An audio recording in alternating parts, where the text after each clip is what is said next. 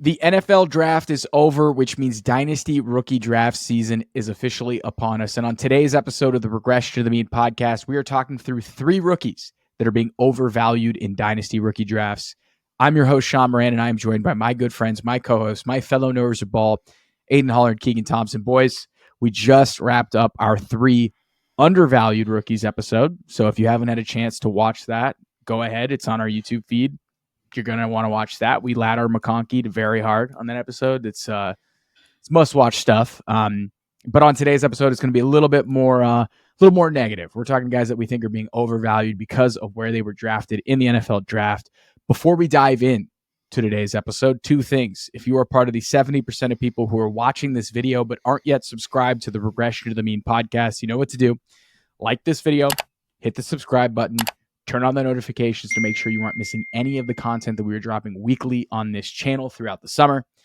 Second, we love hearing from you guys. We love hearing from the Mean team. We want to know who you're drafting, who you're fading, so drop them in the YouTube comments below. All right, boys. Let's gloves are off here. Aidan, you're going to take the mic. Michael Penix, you think he's overvalued in Dynasty rookie drafts? I think he's going at the beginning of round 2, middle of round 2. Tell us why you think, as you told me in the group text, that you thought that'd be like lighting a second-round pick on fire. So tell us why you're out on Michael Penix at cost. Yeah, it'd be malpractice if we didn't talk about him. It was definitely the biggest surprise of the NFL draft. You just signed Kirk Cousins to a 4-year, $180 million deal, barely over a month ago. This isn't someone that's been on the roster for a while. You have finally found a franchise QB. You've been starving your fans with the likes of Desmond Ridder, Marcus Mariota, just incompetent QB play for some time now. And what do? You've got Kirk Cousins. Nice. Let's go get him some weapons. Let's go get him some help. Nope. We are doing Michael Penix there. So as of right now, he is pick 204, 16th overall pick in Dynasty leagues right now. Which, yeah, like Shaun said, I just don't see how you can rationalize spending that type of pick on Michael Penix. Best case scenario is Michael Penix starts in year 3 after Kirk Cousins. When you look at the guaranteed money that they're paying Kirk Cousins, it is at the very minimum a 2-year deal for Kirk Cousins. He will not be starting over Kirk Cousins at any point in those 2 years, barring any injury. And I know you're saying, sure, Aidan, but he's coming off a huge, season-ending injury. Kirk Cousins prior to this year had missed 1 game since 2018. This is not a guy with some, long track history of, missing games here and there. Like, the dude's kind of a warrior. I'm sure he would have liked to play through the Achilles if he had a choice in the matter. Worst case scenario, Kirk Cousins plays out all 4 years of his deal in Atlanta. Michael Penix doesn't see the field in his first 4 years and is now 28 years old. That's tough business. That was best case scenario. For GM Terry Fontenot. Remember what he said? He said that's our best case scenario. This guy doesn't play for us. It's best case. Best case he doesn't play. This is Aaron Rodgers and it's Jordan Love. And it's like, well, no, it's not. Because first of all, Kirk Cousins isn't Aaron Rodgers. The pick that they used for Jordan Love was nowhere near as expensive as Michael Penix, and the age too. It's just like there are so many things that just make it that it is nowhere near as comparable. Just looking at other players in this range too, like I truly think you're burning draft capital with this pick. You've got Bo Nix just 2 picks before, who I think could start week 1, but is going to be starting at some point this year. I think Sean Payton seems to really like him. You've got Trey Benson, who I think could take over for James Conner as soon as this year. Ricky Pearsall pretty much looks like the heir to the throne for Debo. Xavier Leggett, regardless how you feel about him, he's going to play. That's first-round draft capital. Dave Canales loves him. Then you got A.D. Mitchell. So those are the 2 guys before and the 3 guys after him. You're going to tell me, even in a super flex league, that taking Michael Penix over any of those guys is good business in Dynasty? I think you're insane. I'd rather go take a swing on Spencer Rattler in the 3rd round. Like, who's to say he doesn't start a game before Michael Penix? It's I don't get it. There is 0.00% chance that Michael Penix finds a way onto any of my Dynasty rosters. He's buried. It's all bad there. But I'm curious what you guys think. When you put it like that, Okay, so I want to separate this in two parts because Keegan has swayed me a little bit to the Penix Patrol, in a sense of talent. I really don't think like he's that untalented. I know people are saying he's not an NFL quarterback, whatever. Like, I don't know. He's kind of sick. I kind of fucked with Michael Penix. I don't know. He's definitely not worth the 8th overall pick based off his injury history, his age, and the offense he ran in UW and the talent around him. But like in terms of like pure NFL talent around a player, it's kind of similar to what Jaden Daniels had. Like, I mean, Jaden Daniels had a better year, and Jaden Daniels has a better like release mechanism with his throwing motion, and he's a better runner. But like, they both played in just incredible offenses with NFL talent galore. But it's just malpractice to take him 8th overall.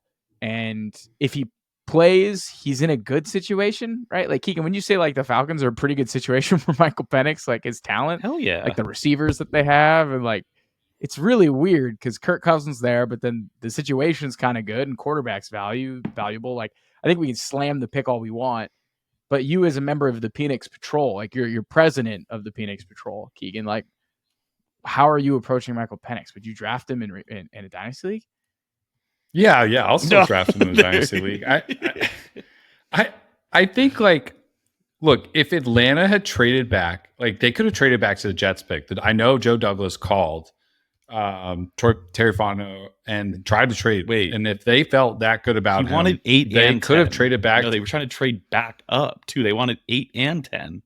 I know, crazy. I know, but maniacs. Look, if it was a different situation and they still drafted him and it was maybe outside the top 10, I think we would be having different reactions about the pick because look, Kirk Cousins' deal is basically a 2-year guarantee. There's no chance, there's no like guarantee where he does play all 4 years. So at minimum, he's playing 2 years. It's a 2-year like loaded $100 million deal. The $80 million comes from elsewhere, right? It's not bad business to draft a quarterback if you think, hey, we're not going to be picking in the top 15 because our team is good. We think this is a surefire prospect. I respect anybody who believes in a prospect as strongly as they believe in Penix.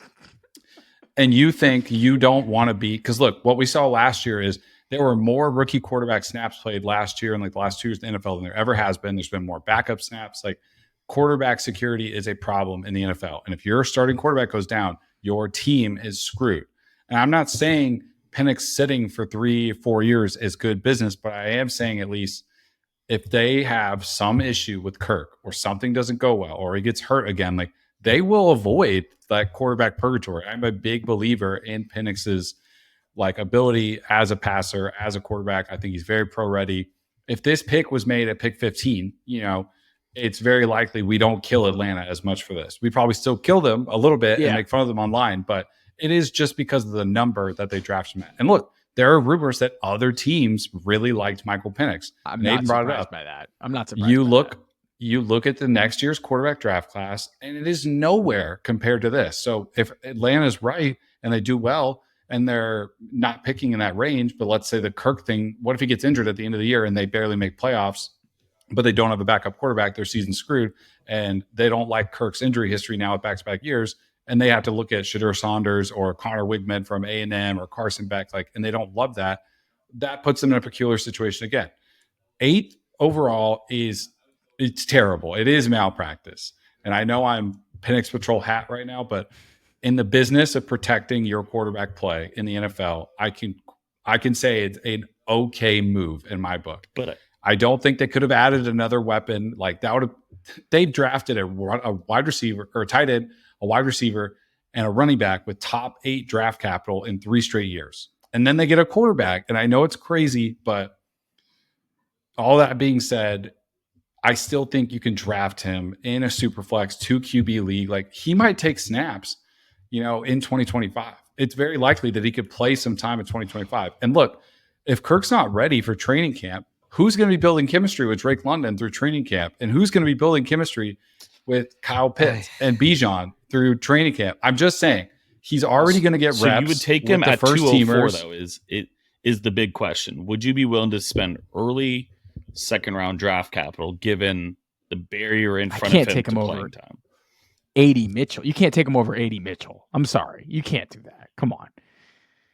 I don't know if I'll take him over certain players. Like if his draft, like if he was pushed to the late second, I'll take it. Anybody after 205 in a dynasty draft for me is like a complete dart throw. I like this class a lot, but look, there are people outside of the first round of rookie drafts that flop all the time. Sure. It's not very often though that you get a projected starting quarterback in the second round. And he's not projected. Even game-changing players like Puka that go late. No, in his future, I mean, like not projected to start this year. Okay, so here's okay. So like there are two things, right? It's is when is Michael Penix going to play is the question, and I think he plays. Like unless they just go full Trey you have Lance. to play at some point. Like you have to play. I think this is way worse for Kirk Cousins than it is for Michael Penix. It's like, bad for both. They basically just gave Kirk a vote of no confidence with this. I mean that's insane. But the second thing, and I think this is good for Keegan, right, to get his Penix Patrol hat on here for a second. He has to defend him. All right. Would you take him over Keegan? Would you take him over Ricky Pearsall? Kyle Shanahan offense. That's a tough one. All right. We're gonna go. You're gonna say yes or no. Would you do it? Speed round. Yeah, speed round. Rapid fire. I'm gonna go through 6 guys. All right. And we'll find the Penix spot right now. All right. All right. Would you take him over Pearsall? No, probably not. Would you take him over Xavier Leggett? Okay. Okay. Would you take him? Would you take him over AD Mitchell?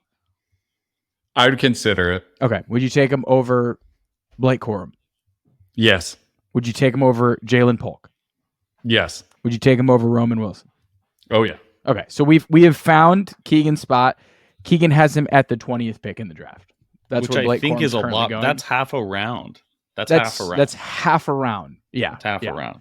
So I think 2.4 is too rich for the Penix Patrol, but like 3 or 4 picks back, I honestly agree. I think it's worth the dice roll. Like at that point, for sure. Like you're telling me a backup running back who maybe gets the starting role within the first 4 years. It's kind of similar to like a backup quarterback, right? Like at least the running back will get some snaps for you. Like I'll just go find bargain bin running backs that I can pull snaps out of. Like I don't care about like Corum and like even Marshawn Lloyd, who I love, is going to be in that range. Like I can find bargain bin veteran running backs, and none of those wide receivers after Leggett were compelling at all to me. AD is a toss up for sure. But what about like Javon Baker or Jermaine Burton? Would you take those guys over Penix? That's kind of crazy. Being attached to Drake May is very intriguing to me, but I think I'd rather just snag the value of Javon Baker later. Nice. Yeah, because you can't take Baker say his over name Polk. too loud. Bro, he makes people stand up out of wheelchairs. I think everyone knows who fucking Javon that was Baker all-time is. wide receiver quote right there. Insane. He's like the enemy speaks kindly while holding a knife. If you're hella angry when you get drafted, that's the energy I want. You're just pissed. Like we'll be talking about Javon Baker on a sleepers episode, but I think we've settled in on Michael Penix. Good player, bad pick. Don't overdraft him, but if he falls, scoop him up at the end of the second. That's end of the how we're second, approaching and Penix. I'm taking him. So this next player is kind of a hot topic in our group chat that we have because I just completed my first Dynasty rookie draft, and I am in a position of need. I'm loaded at wide receiver. I was picking at the 110, and I took the first running back off the board. He went 46th overall. He virtually is in a situation where he has some competition for touches, but I'm not too worried about it. And he has a head coach that just squeezed every ounce of fantasy value out of his running back last season. And that is Jonathan Brooks, the running back for the Carolina Panthers. And Keegan's got a fade out on Brooks at the, what is he going? The 111, 112 right now? 12. Is he at the 112? Yep. Okay. Tell us why you're fading Jonathan Brooks at the 112. Yeah, so this is probably going to sound crazy to people, like because it's the end of the first round. But the thing with Jonathan Brooks is he does have a good landing spot. He did have a good production year last year at the University of Texas. He did not play much because he had to sit behind Roshan Johnson and Bijan Robinson. So I'm not going to fault him for having a lack of production. I do think he is probably the best running back prospect in this class. Now, that's not saying much. Everybody knows this running back class is probably a lot of utility guys or change of pace backs. There are some maybe 3-down workhorses, and maybe the only one is Jonathan Brooks. He'll go into a situation in Carolina where last year they were 5th worst team in PFF run blocking grade. They were 4th last in NFL yards before contact per attempt. and they were 16th in PFF rushing grade. He's also going to team up with Dave Canales, and I can't fault Dave for the Tampa Bay lack of rushing success, but it is important to point out Tampa Bay was last in rush yards total in the entire NFL. They were last in rush yards per game. They only had 8 rushing touchdowns. You can chalk that up to Rachaad White maybe not being the most true running back or ever you want, but I just want to call attention to it. And then there's obviously the ACL tear, November 11th, 2023. By the time he suits up for week 1, it'll be about 10 months post ACL. And they said it was a clean ACL tear. I don't know what that means anymore. I'm not a multi-ligament. doctor. Not multi-ligament. But just the ACL. Which is, I guess that's good. But he also did have a hernia surgery his sophomore year of college, and he sat out most of spring stuff at UT in 2023. So there's a little bit of injury stuff going on here. In 10 months, from injury, he'll be suiting up for the Panthers. I can't guarantee that he'll be 100%. I also cannot guarantee that suiting up for the Panthers sounds extremely enticing to me. They added offensive line help, but he's also tied to the worst team in the NFL as of last year. They have a lot of improving to do. I need to see a lot out of Bryce Young. I have had my Bryce Young slander throughout the last year, and I know we had a really bad situation. I like that they added Leggett. They've made moves on the offensive line, like I highlighted. I really like Dave Canales, but Jonathan Brooks and the Carolina Panthers will only go as far as Bryce Young goes. And you're telling me that I have to spend a first-round pick on Jonathan Brooks, who is tied to all of that nasty stuff that I just mentioned about Carolina, about their offensive line, about how they performed on the rush last year. And it just makes me really hesitant to spend draft capital on a running back pick that high. We just went through this exercise talking about running backs in the second round that I wouldn't even take. And for pick 112, here's a list of players you could trade for or have by any combination. You could have Mark Andrews right now at his lower value. You could trade for Travis Kelce probably. You could trade for Isaiah Pacheco. You could get DeAndre Swift plus. You could get James Cook plus. You get Zamir White plus. You get Tajay Spears and Najee Harris for plus. You could also sell your 112, move back in the second round, and pick up people that we just talked about, like Ricky Pearsall, like Trey Benson. You could get a third and a second and get somebody like Keon Coleman and Troy Franklin. You can get so much more with the 112, and spending that on a rookie running back who will be tied to the Carolina Panthers and is coming off an ACL surgery and will start his first game not even a year removed from it. The cost of that is so expensive to me. No, I get it. I get it. I feel I was just reading JM Thrive PT Jeff Mueller on Twitter. He's dunked on me before. Good guy. He thinks Brooks is going to play in the preseason because the relative clean tear that he had. There's always the year after the year. You always want to wait 2 years for the guy. He should be ready for contact in July, apparently. Which is good, but again, how fast is he going to be post ACL? What is his movement going to look like? Even Breece Hall, who had a great season for fantasy, didn't still have his explosiveness that he had the year prior, and he feasted on checkdowns.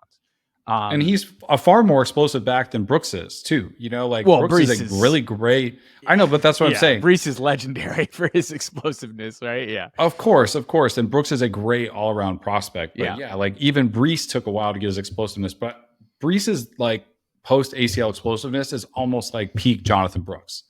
So take some of Jonathan Brooks' explosiveness away from an ACL and project that onto a start of his Panthers career. Yeah, all the underlying stuff is really good for Brooks. Great, it's all great. His tape is excellent. The Panthers invested pretty heavily in this offensive line. They brought in Robert Hunt, who was an excellent run blocker. Damian Lewis, another acquisition they had, isn't really necessarily known for run blocking, but his best run blocking years was when Dave Canales was in Seattle. So there's some familiarity with the system. I think this is kind of betting on the low ADOT nature of this offense. I think Jonathan Brooks has the opportunity to catch a shit ton of checkdowns from Bryce Young. And I do think that Jonathan Brooks is a 3-down workhorse in this draft class. His draft capital is ultra comparable to Kenneth Walker 2 years ago. So I just feel like this is your opportunity to grab a running back in a draft, and he's good. And the ACL stuff is a bit of an issue. And I was pretty down on it before the draft, but at 46 overall, a trade up to draft him, and you've got the Cowboys banging the drum on how good of a running back he is. The NFL didn't seem too deterred on the torn ACL. So I'm going to try and avoid that deterrence. And I still like Blake Corum. I still like Trey Benson. I think all three of those guys are easy draft picks at the beginning of the second round, middle of the second round, in my opinion. But I think Brooks is a first-round talent based off his ability to be a 3-down running back in the NFL. Aidan, like, what are your thoughts on Brooks? Are you fading him at 112, or is he kind of just where he needs to be? Yeah, I'm probably somewhere in the middle, but lean closer to Keegan. I think I've just kind of erred on the side with like this entire like rookie running back class. So like there's not a single guy in this class I'd be willing to pay a first rounder for. And then you just look at some of the factors that are baked into it. The ACL is a problem. I think the Panthers are going to stink, quite bad yet again. Like, I don't know. I find it hard to believe they're going to be, outside of the bottom 5, which, typically isn't good for run scripts in the NFL. I think Dave Canales is an awesome coach. We would probably need him involved in the passing game, like you said, whether it be check down, screens, etc. But I don't know. There's a lot there. It feels like there's too many things on the laundry list, on the con list, for me to be using first round draft capital. I think for me, I'm either drafting a wide receiver, or I'm going to use that first round pick and I'm going to go get a running back. I'm going to go get a James Cook or something. I'd rather use that pick. You could literally have Isaiah Pacheco. I think I'd rather just go get one of the other young running backs. Obviously it's not going to get you the Bijan, the Jahmyr Gibbs with the 112. But to think, you can't get James Cook, Isaiah Pacheco, even ETN with a little bit in that package. I don't know. This just isn't the running back that I personally want on my roster. But, if he did it, I wouldn't hate it. I like him a lot as a prospect. The knee and Carolina are, the two biggest no-nos for me. I understand for dynasty receivers and quarterbacks reign supreme, but a 3-down running back still matters, boys. Let's make fantasy football great again. It'd be nice if he ends up being back. Let's not. We'll see. Let's not bring it back. We've been doing our early best ball drafts, and we're so out on taking a running back in the first 2 rounds. Everyone has issues. Why don't you just wait till later on in the draft to deal with the issues? But this is dynasty. I digress. Last guy here is probably one of the more popular names right now in all of dynasty rookie drafts, and we're saving him for the last. And that's Xavier Worthy at the 109 on Keep Trade Cut. I'm a big fan of Xavier Worthy. I want to throw that out there first before I tear him down in his draft positioning, right? I want to say, big fan of Worthy. He has elite speed. He had elite production. I'd get really frustrated when the fantasy community or NFL draft podcasts would just say, he's just fast. He's not that good. It's if he's not that good, why'd he go for over 1,012 TDs as a freshman at Texas? All right. Xavier Worthy's good. He's tiny. Maybe he doesn't have the best ball tracking skills, but this guy's really good with the ball in his hands. He's a good route runner. So I want to throw that out there. I like Xavier Worthy, and I really liked him at the 2-1, the 112. I was into that, right? But then he gets drafted by the Kansas City Chiefs, and you see the Clyde Edwards-Helaire bump. You see the Chiefs bump that happens with playing with Patrick Mahomes, and now he's at the 109. And I think there are 2 main concerns. One, I don't think his team situation's that great. Oh, no way. At least for year 1. No way. Kelsey just signed an extension. Rashee Rice was the best rookie ever for an Andy Reid offense, and that was 939 yards, right? So I feel like Rice, I don't know his suspension situation. I've seen reputable sources throw out 6 games. I've seen reputable sources say 2. I've seen people say that he may get suspended this year. He may suspended next year. I think you kind of have to just throw your hands up at that. Your best is as good as mine. But Rice is going to miss some time at some point this year or next. So maybe that's bullish for his opportunity to get on the field. But they just brought in Marquise Brown. And Marquise Brown's kind of redundant with Xavier Worthy. They're the same body type. They both were sold as deep downfield wide receivers, but they're kind of both better in short yardage situations, get the ball in their hands, yak. I don't think Marquise Brown's that good of a receiver. I think he's fine. So I feel like there's an obstacle to playing time with Xavier Worthy. And then when he's on the field, his play style, he screams like a manufactured touch player. Let's run screens. Let's get him over the middle of the field. Let's get him in space. But with his time, his playing time options, he might just be the clear out route guy. He might just run deep outs, and he's trying to expand the ability to throw deep and kind of push the defense back. Is he sitting in a situation where he's getting 3 to 4 targets per game and they're all deep downfield? Is he getting manufactured touches where he's in the Zay Flowers role to start the year where it's a bunch of screens and stuff? I think it's really hard to project what his volume looks like and his role looks like. You know, I don't know. It's just kind of I think he's talented. I think some people really view him in the NFL as a speed guy. If you look at the tape, it's a lot of like screens and yak and route running. But Matt Harmon says, he's decent against man. He's not very good against press man. He's pretty good against zone, which kind of checks out given his size. But I don't know. I was a big fan of Worthy going into this, but 109 feels like a bit of a reach considering where he landed. But am I overthinking this? Is it just fastest guy in the NFL lands with Pat Mahomes and we're just off to the races? Like, I don't know. Maybe I'm mid-curving these boys. I think your last point almost kind of nails it. I think like we see Patrick Mahomes and a new shiny toy, and I'm like, I need it, gotta have it, gotta have it right now. But it just feels like there's a lot in front of him to being an impactful fantasy asset this year. Like there's just so many other cooks in that kitchen. You've got Andy Reid, who doesn't really like to play rookie wide receivers. Even like Rashee Rice was so good early on, and he still wasn't playing him early. We'll see what Rashee Rice's suspension is, but there's just so many other guys there. I talked about it in our previous episode. Like you just look at some of the wide receivers, just below him in the rankings in terms of like, what are the chances that this guy becomes a viable fantasy asset right away? It's like the path is harder with Xavier Worthy. Like Ladd has a clear path. Way harder. Even Keon Coleman, I still like Xavier Worthy better as a player, but like Keon Coleman is going to get, day one reps at the X there in Buffalo with Josh Allen as his quarterback. Very similar quarterback play to Pat Mahomes. Like we want those quarterbacks, but the price is rich for me, to your point. And this is not an anti-Xavier Worthy take by any means. I think the dude is uber talented. Real football, Kansas City Chiefs fans should be, like head over heels excited. But it's like, man, in the first round of your dynasty, like rookie drafts, I want guys that are like contributing this year. Like I want, especially the 109. You're looking at, whether you traded for it or whether it's your pick or not. Like the 109, you're assuming you were just in the quarterfinals or the semifinals of your like league. Like I need a wide receiver that's going to add some juice. I want to be playing him every week, and it's like I doubt that he's a weekly play this year. Maybe beyond, and that's the beauty of Dynasty. But I find it really, really hard to see him as a weekly player that you can trust in your lineup. I like Brian Thomas, Ladd McConkey, and Jonathan Brooks over Xavier Worthy. I just do, and like I like X the talent. I don't want to overbuy because he's on the Chiefs. Keegan, how are you playing Worthy? Are you in? Or is this kind of like fool's gold? Andy Reid, pre-snap motion, Xavier Worthy. He's just Cheetah 2.0. It's just as easy as that. We're overthinking and he doesn't, it. We might be. I think something that gets lost in the shuffle too is like Hollywood Brown is not guaranteed to come back. Like this is kind of a good 1 year deal for Hollywood, and if he does well with Mahomes, which I expect he will, I expect he gets another payday and a contract for 2 to 3 years with another team, and it won't be Kansas City.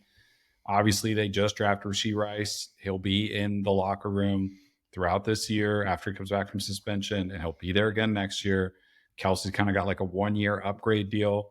And it'll be Xavier Worthy and Rashee Rice, who are not the same players, like moving forward. And I don't know. Attaching yourself to Patrick Mahomes is always a good thing. And I talk a lot on one of our previous episodes. I talked with you about how Mahomes' ADOT changed, the way they call plays changes, but now they have a person to clear out routes. Like you said, they have a person to stretch the field. And as a matter of fact, they've got two of them. We could see a little change back to a higher ADOT for Kansas City wide receivers and a higher yards per attempt for Mahomes. So at this range, it's a little weird because maybe someone like Brian Thomas Jr. would be a pick over that, but I don't like Brooks. I just highlighted that at the 112. So I think picking him at the end of the round, like 109, 110 is like totally fine for me.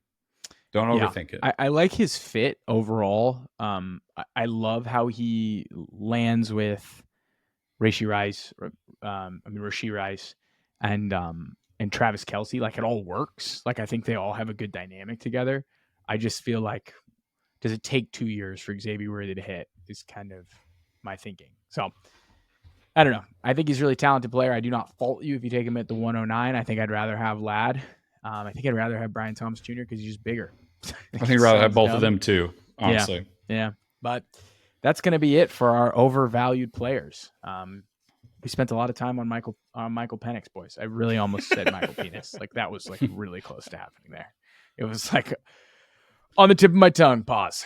pause. Penix on the tip of my tongue. Yo. All right, boys. I appreciate you for hopping on as always, talking ball. We'll be talking sleepers next week. Maybe do a mock draft. It's going to be a good time. But thank you everybody for tuning in. Until next time.